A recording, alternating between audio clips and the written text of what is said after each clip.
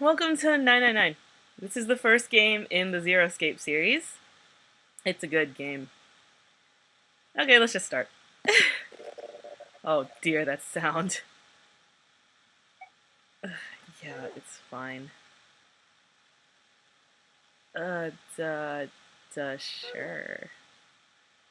Oh, the frame skip's gonna be so bad. Oh, wait, what? It's gonna be like that time I tried to stream like Leaf Green while we were in Skype chat. Not be good. Oh boy, this is gonna be exciting. I deleted everything.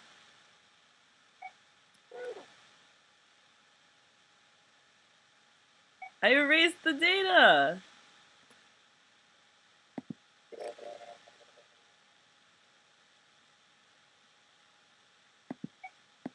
Yes. Yes. Oh my word. It's literally like a book, so I mean, it's not like you lose much.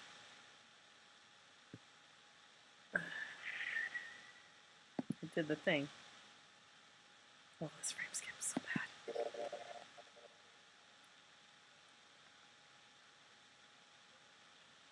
Yeah, you should save often in this game.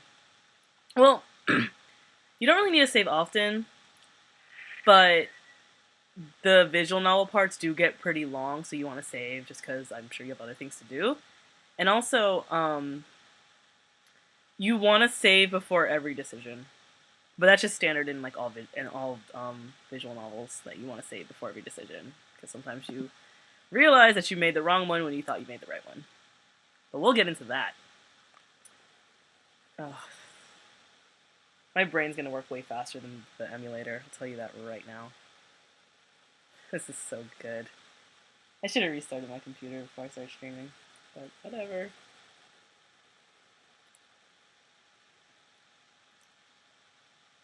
We'll never know what this is.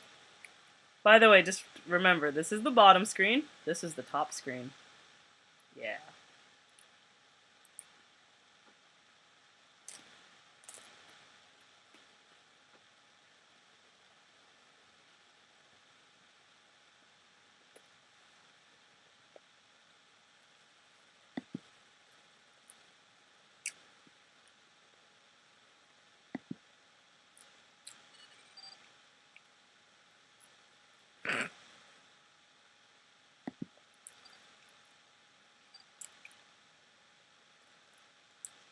I'm literally gonna finish my lunch before the opening scene, like, even starts. So good.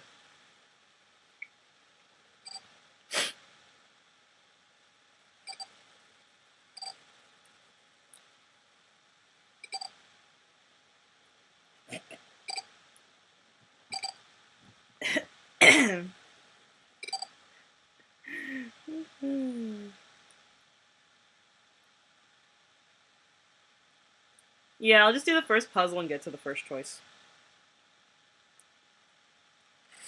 Boom.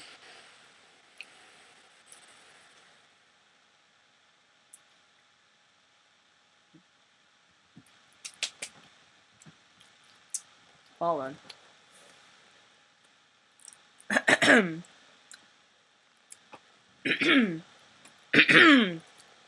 Let me do my best Game Grumps read voice. You can read it, I don't care. A loud noise startled Junpei awake, and his eyes snapped open. As they adjusted to the light, he realized that he didn't recognize his surroundings. Like that. Ow! Oh wait, what's a good Junpei voice? Oh! Oh, that was stupid. Anyway. With a crack, Junpei's head connected with something metal. He rolled over and threw out his hand to steady himself, but he found himself groping at empty air. His balance lost, and his still fuzzy mind struggling to understand what was going on, Junpei tumbled down to the cold gray floor. Yeah.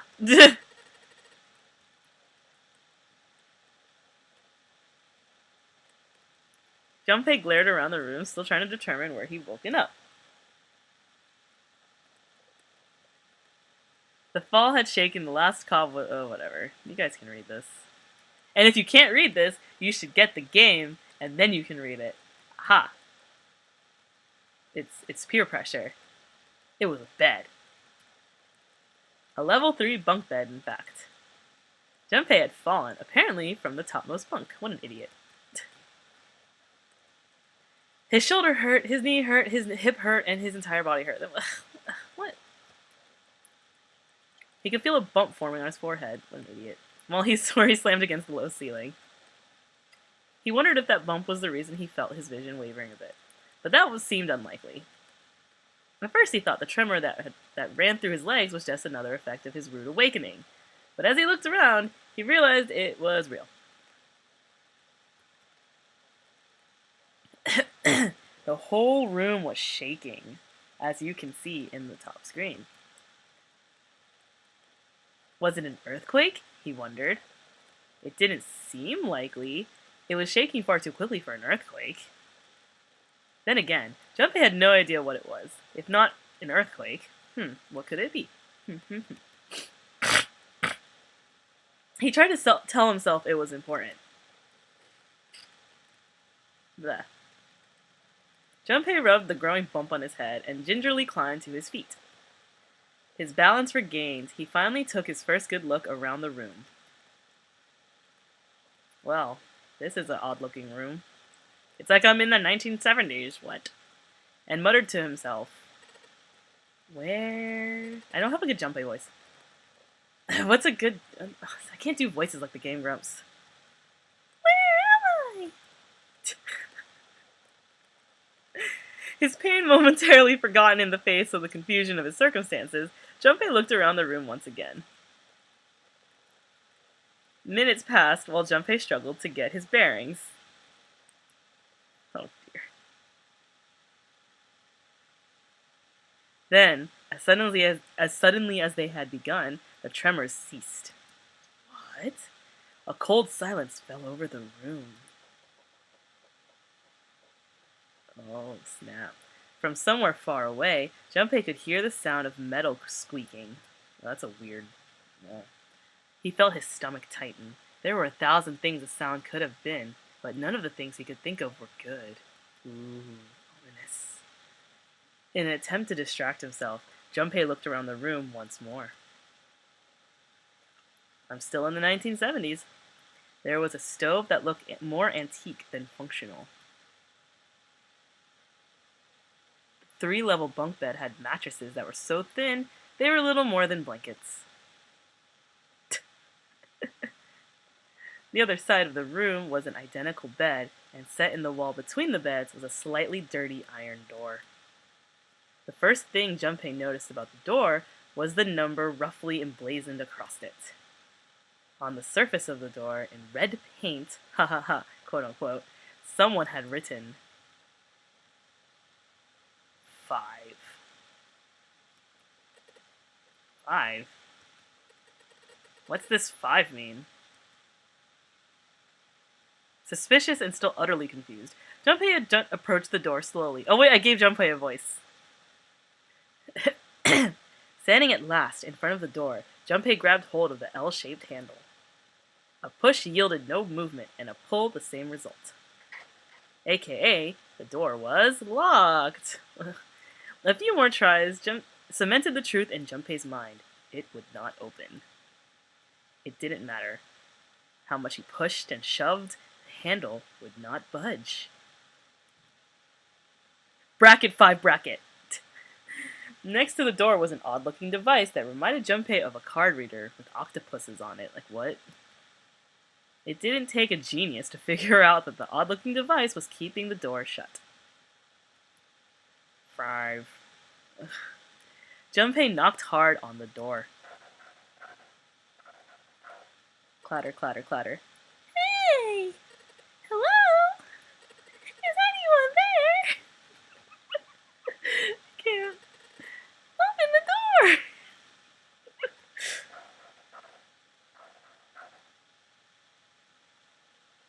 There was no response. Junpei threw his left fist into the door. What an idiot. And stopped. No, he's not that much of an idiot.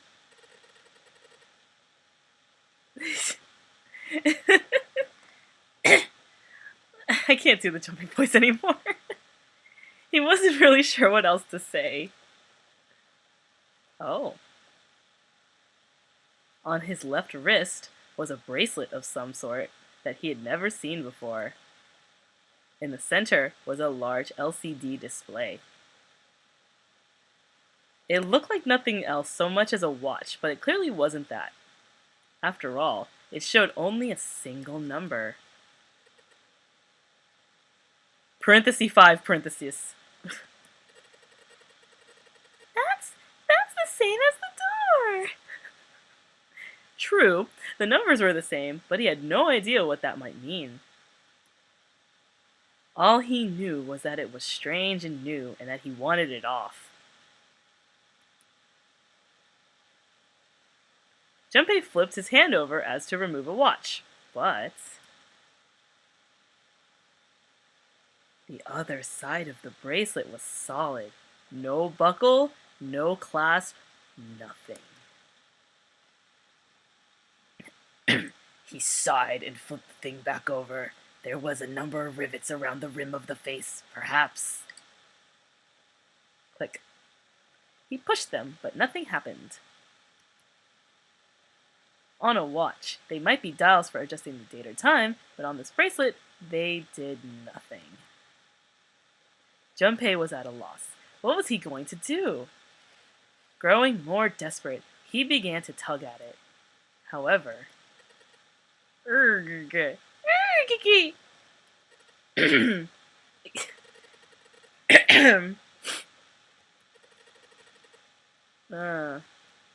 Junpei, he cannot get the watch off.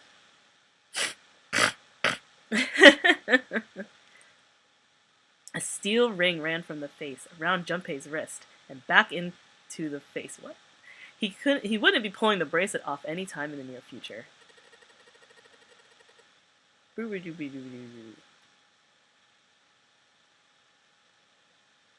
Frustration and desperation, that rhymes, were beginning to mix as the reality of the situation began to dawn fully on Junpei. So much was happening, and none of it was cool. Junpei felt as though he were about to explode. What an interesting choice of a metaphor, Junpei. Or I guess it's a simile. I don't care. Where am I? And why am I here? Why? Oh, it's his freaking voice. I'm not even. Oh. Oh. It was at that moment that he noticed the window. The window was round, rimmed in riveted brass, like a window from the early 20th century ship. Or from an early 20th. What? Who? Why would you automatically know that? I would just be like, what? What? Oh, like that. Wait, am I in a ship? How would you know that? Junpei walked slowly toward the window. He could see nothing beyond but thick, impenetrable darkness. Dun, dun, dun, dun, dun. Junpei squinted, trying to see something. Anything. It was at that moment, dash dash, a cutscene that we'll never get to see because of frame lag.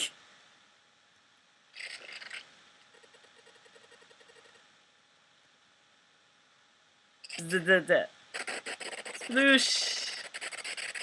Yeah, they really like poured it on into like the beginning cutscenes. You won't see like this thing in the rest of the game. A crack split the glass of the window, and for a moment, Junpei stared at it. Then the window burst. The water began to pour in the room. Junpei. I love how he like curses as if it's his fault. Junpei yelled and spun around. His feet slipping on the water already coming through the window, he ran for the door. Now things are getting real. Pound, pound, pound. Knock, knock, knock. Hey! Anyone? Is anyone there? I can't do this voice anymore. Come on, if you're there, say something. Knock, knock, knock, knock, knock. There was no reply. And nobody came. As Junpei screamed and pounded on the door, the water began to rise. Like that. It was now ankle deep on the floor and rising quickly toward his knees. Things were not looking good for Junpei. Not good at all. He needed to find a way out, and quickly! Junpei ran a hand across his forehead, brushing the sweat out of his eyes, and looked around the room. Oh, this sound. So many memories. Seek a way out. Find a door that carries. Dun, dun. The music in this game is so much better than my lagging thing is showing you. Okay. As funny as it would be for this game to be like totally, oh my word. If this game was totally timed, it would be so much funnier for the first puzzle, but it's not. It seems like it is, but it's not. These are instructions and I don't care, so we're just gonna skip through them. Yeah. You can touch things. That's why the touchscreen is important. But you can see it. You can see too. You might find an item or a hint. Or if you're playing VLR, you can turn off the hints by playing hard mode. And then they just get mad at you. Actually, no, you can still get hints, but if you get too many hints, they knock you down to like easy mode, and it's funny. Watch, I'm skipping all these instructions, and I'm gonna forget how to play. Because that happens a lot. Okay. You can save at any point in this game, which is nice because it's a visual novel. Just press start and save.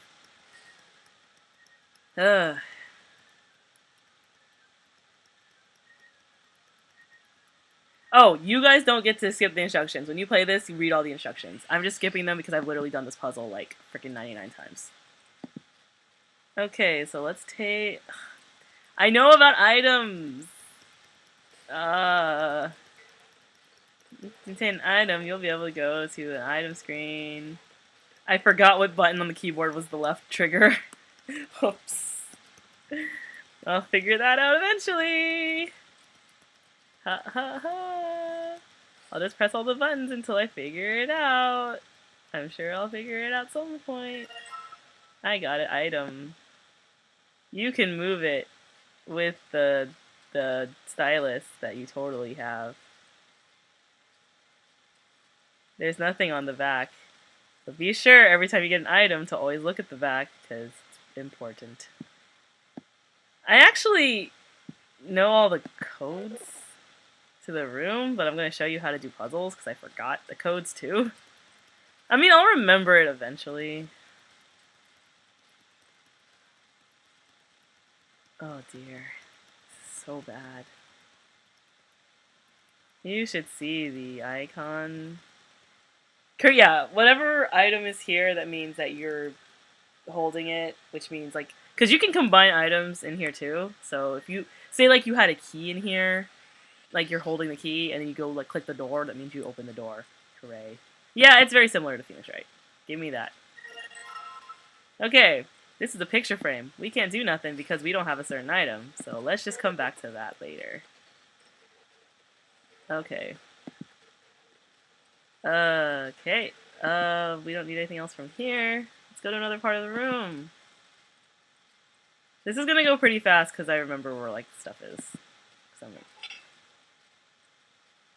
Let's see. It's a key. 5 CBP. Sorry my lag is like annoying. It's a key. Oh snap. I got a key. And it's lagging. Yeah, let's put the lid back because that totally matters. Door to stove. Frickin' snarky Junpei. What's this I see? This stove has been used before. Obviously not. What is this red thing? It is a screwdriver. I bet that can combine with something else. Let's combine them and see. And here's the picture. It's a picture of the Titanic. Oh, but what's this? It's a code with shapes that look familiar. I wonder what it could mean. Okay, let's see. There's that. 7, 7, 4, 6, 3. Yeah, 7, 4, 6, 3. Okay. Oh, it's gonna tell you how to combine items, which I just did. Isn't that good?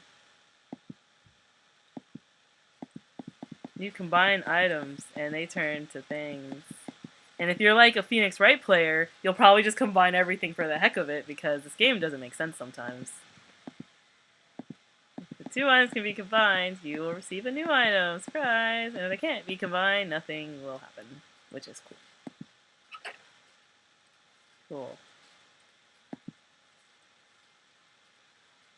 Freaking Junpei, I can't even.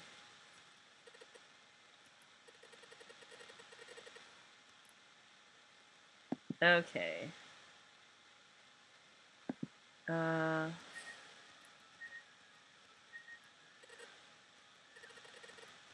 that was the wrong one. There we go.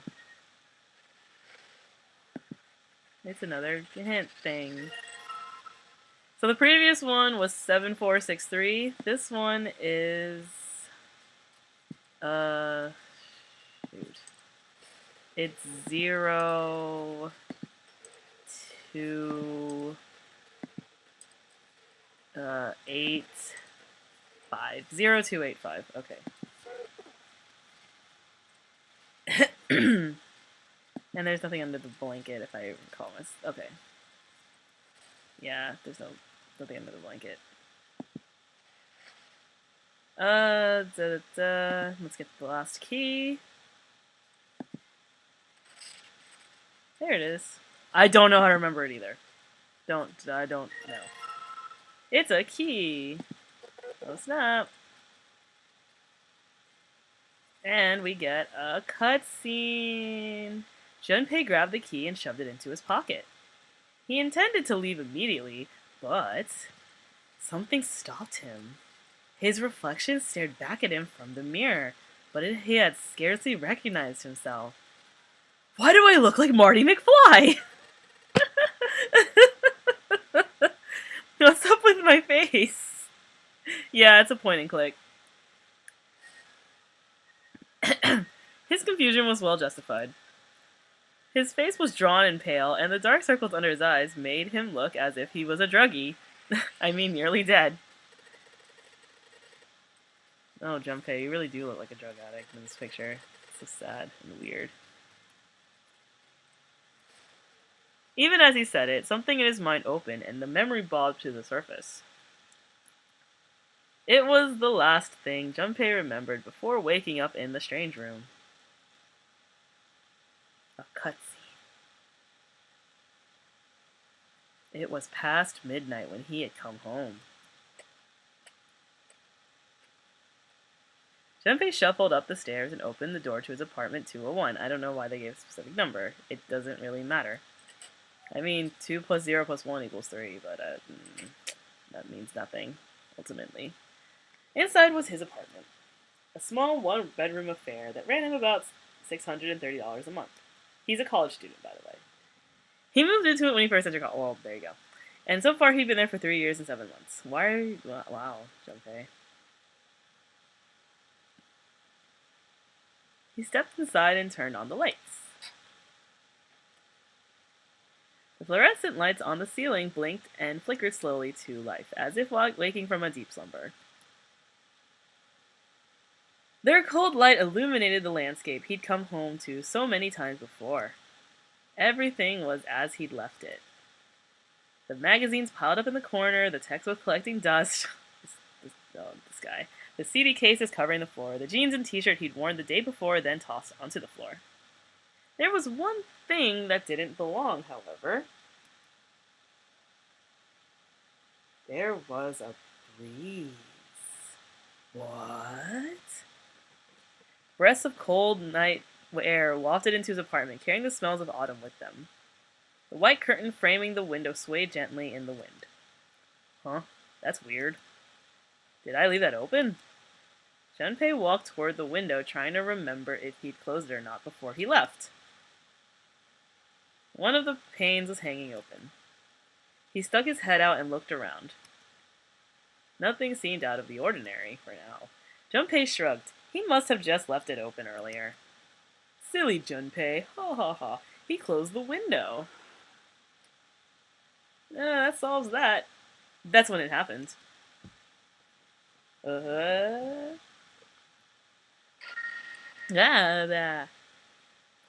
Junpei turned and found himself face to mask with a man dressed in all black. The man wore a deep hood and a bulky gas mask. His face was entirely hidden. Junpei tried to scream, but all he could manage was a strangled croak. Gah! He tried to step toward the man, but his legs could no longer support his weight. Plop. Junpei collapsed onto the floor, a crumpled heap of limbs, like a discarded puppet. Wow, that's creepy.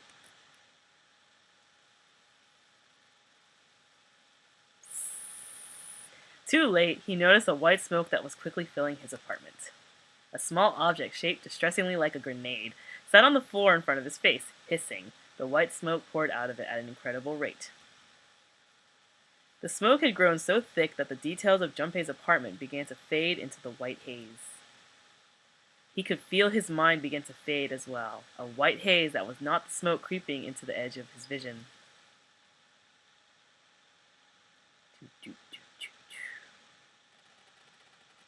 Consider this a privilege. You have been chosen. A rasping voice warmed its way out of the gas mask. It was cold and harsh and distorted, in some way Junpei couldn't put his finger on. You are going to participate in a game. The bracket notary game bracket. It is a game where you will put your life on the line.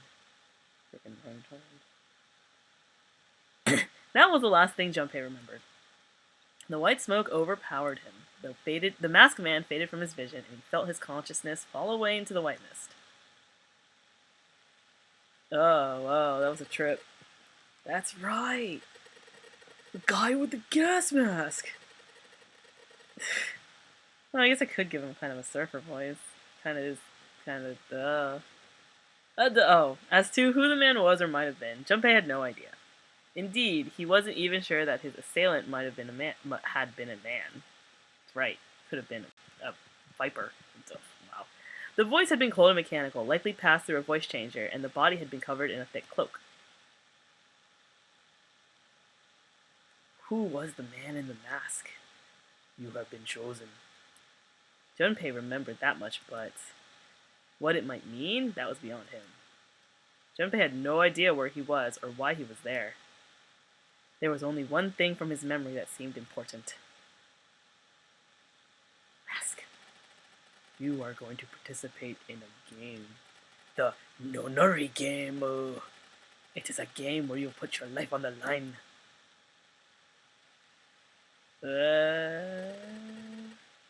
Nonori game. What? Wow, you guys. With a yell, Junpei drove his fist into the mirror. Wow, that's not probably smart.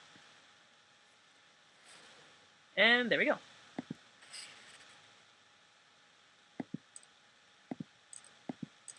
Let's get that thing here. Let's do this. No dice. It's locked tight. Anything in the keyhole. There we go. There we go. In the keyhole. And nothing. Need some sort of code. Let's see. I love how they call this a minigame. It's not a minigame, it's part of the puzzle.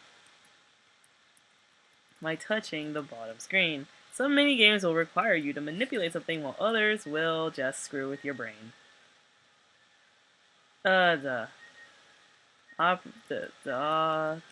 Okay. I got it. Cannot remember. No. Ugh, I'm trying to remember how to open items. Nope. Right. I can't remember what. But, ugh, cannot remember how to open items. Shut up, Junpei. Yes, we have hints. Junpei, I know how to put in numbers. Okay. What was this again? 0, 2, yeah, 0, 2, and 6.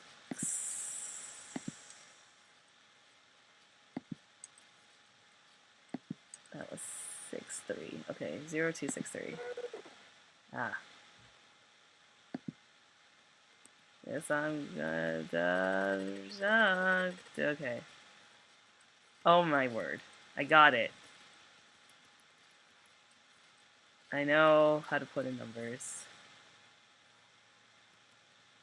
Okay, 0, 2, 6, 3. Let's see if that was correct. 0, 2, 2, 3, 4, 5, and 6. 2, 3. Did it work? I have no idea. Yay! It works.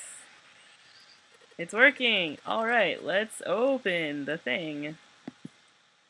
Open. Yes!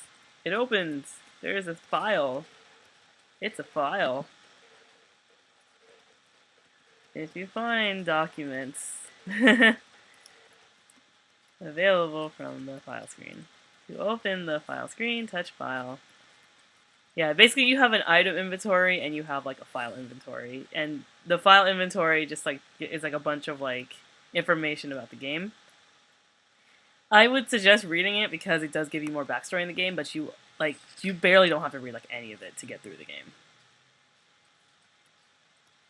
Digital root. Oh, here's fun. Okay. This is now gonna explain what digital root is. You will not forget it because this game goes and does digital root all the freaking time. Compute digital root with the following steps. First, add all of the numbers in question to one another. If you end up with something greater than a single digit number, add the digits to 1. Another. So for example, if you get a bunch of numbers and say they add up to 14, like say you get like 167, so you get like 167, 1 plus 6 plus 7 is 14. But since it's 14, you have to add those two numbers together, so it's 1 plus 4, and that equals 5. So the digital root of 167 is 5. That's digital root. For instance, if you have a double-digit number, add the number in the tens place to the number in the ones place. Keep adding digits in this manner until you have a single-digit answer. That final single digit is your digital root. Example, the digital root of 678 would be 6 plus 7 plus 8 equals 21, 2 plus 1 equals 3. The digital root of 678 is 3. The digital root of 1234 would be 1 plus 2 plus 3 plus 4 equals 10 plus 1 plus 0 equals 1. Therefore, the digital root of 1234 is 1. I see. No, you don't. Don't lie, Junpei. I was freaking like, what the frick is digital root? And then it just never ends. It just never ends. Oh, it looks like there's something on the back. A notebook, a pen, and a calculator. It makes more sense in VLR because you can actually use your touchscreen to like write notes, which you will need, trust me. 999, not so much. It's nice though. Oh, key cards. Those are important. Okay. New material has been added to the file. It's a calculator. Okay, I will tell you this. I have never used a calculator in 999.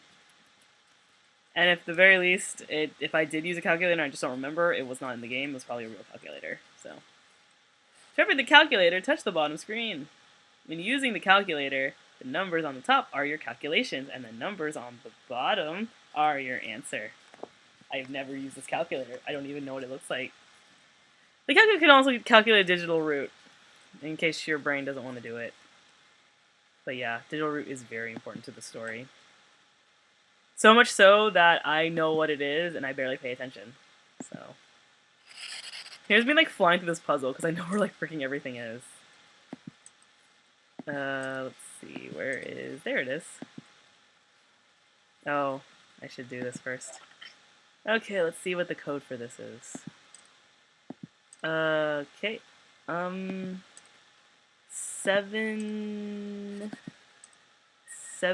4 8 5. 7 4 8 5. Okay.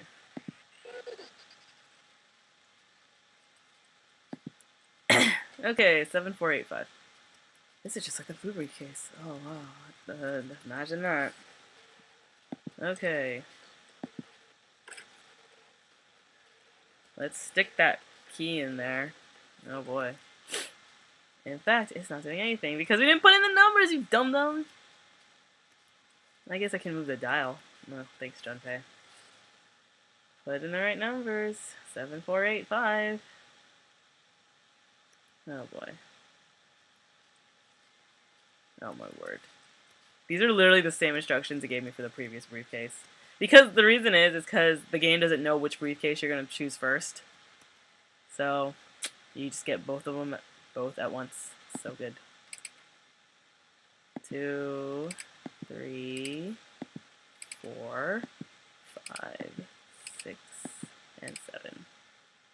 1, 2, 3, 4. 1, 2, 3, 4, 5, 6, 7, 8. 1, 2, 3, 4, 5. Oh my word.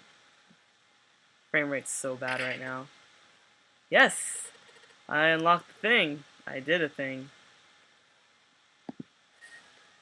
It's opening. Junpei's so impressed. It's cards. Yeah.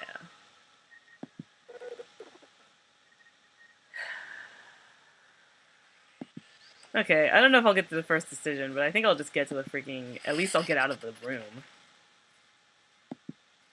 Okay.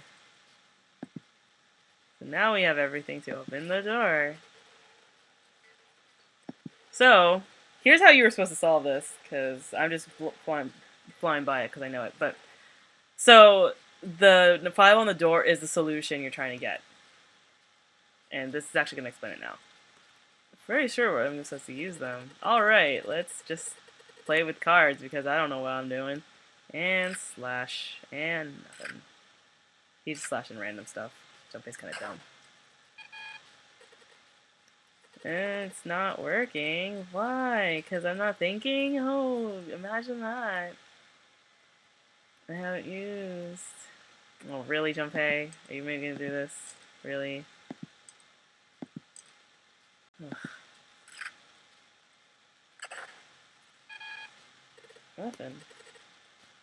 Surprise, surprise, surprise. I've only got one other hint.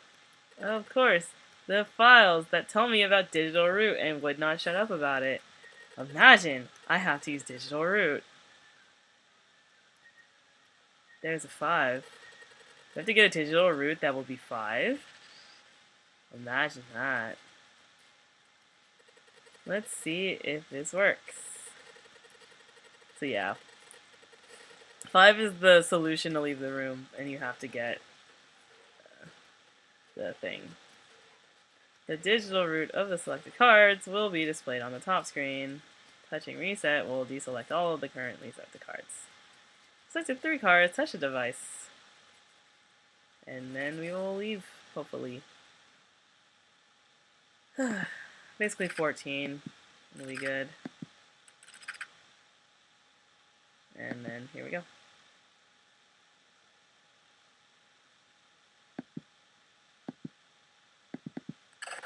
There we go. I did it. We're leaving the room now. I think this is gonna work. And we're gonna leave.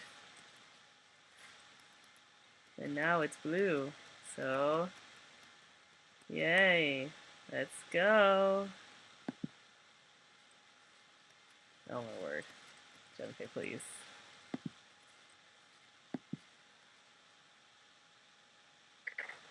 Yeah.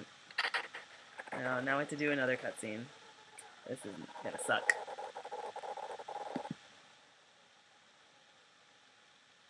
I will tell you though, the first time I played this game, every time I got that stupid CGI of a door opening, I freaked out because it was really scary and terrifying, and I'm a pansy. I found it. Yay.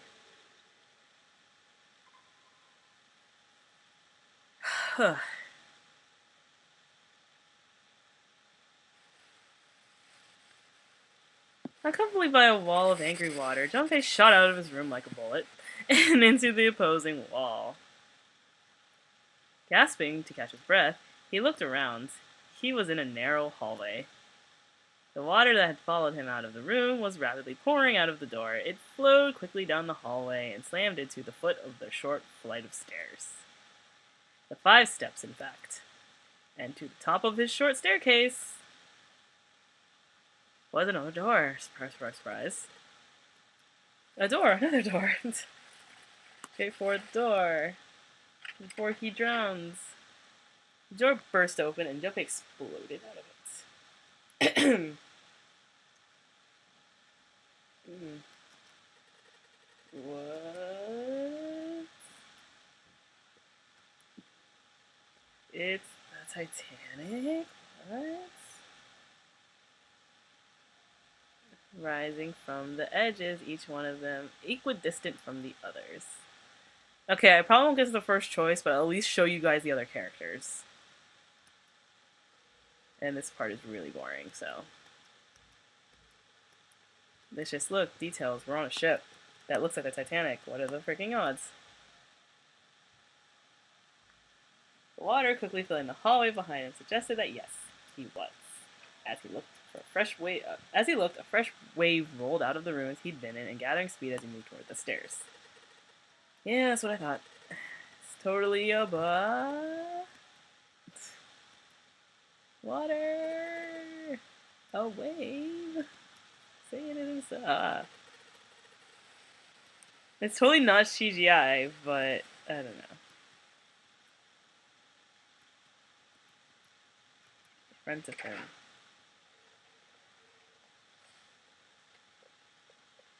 Steam or stream? Oh. B-deck. B-deck. As he ran, he glanced quickly at the plates mounted on the wall, denoting the decks of the ship. Okay, Junpei, at least get to the cast. Come on. And then just Junpei just like, oh man, what the frick's happening? Oh look, there they are! The corner of his eye. Here's half of them, and then soon the other half. Except for one. He saw 4 of them. Oh man. And then another 3. 3 more. Okay, let's just pause here. Okay.